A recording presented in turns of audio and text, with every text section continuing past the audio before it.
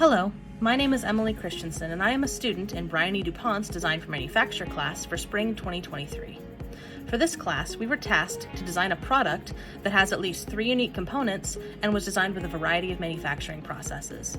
In this video, I will tell you what I designed and the processes that I used to complete it.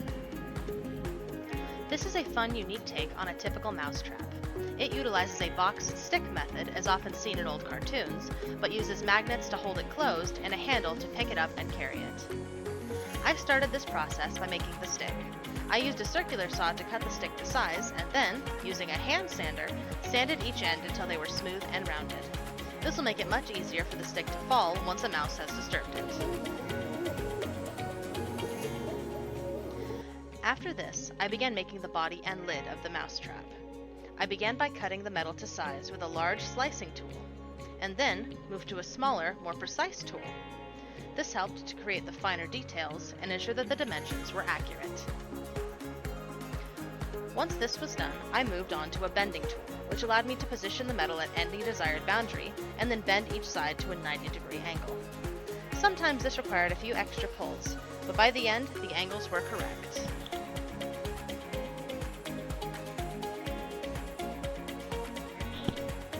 Next, I needed to drill the holes for the hinge that would connect the lid and the base.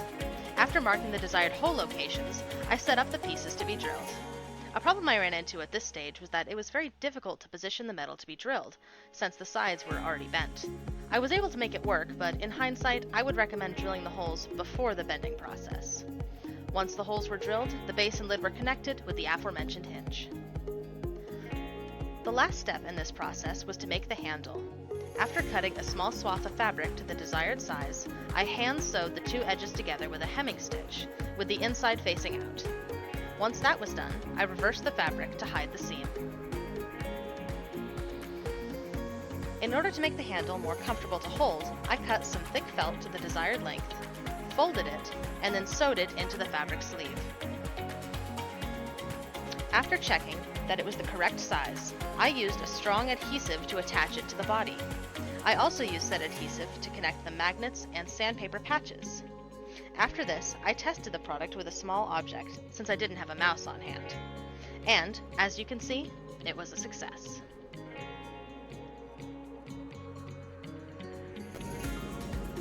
Overall, this project was a great experience, and I learned quite a lot about design.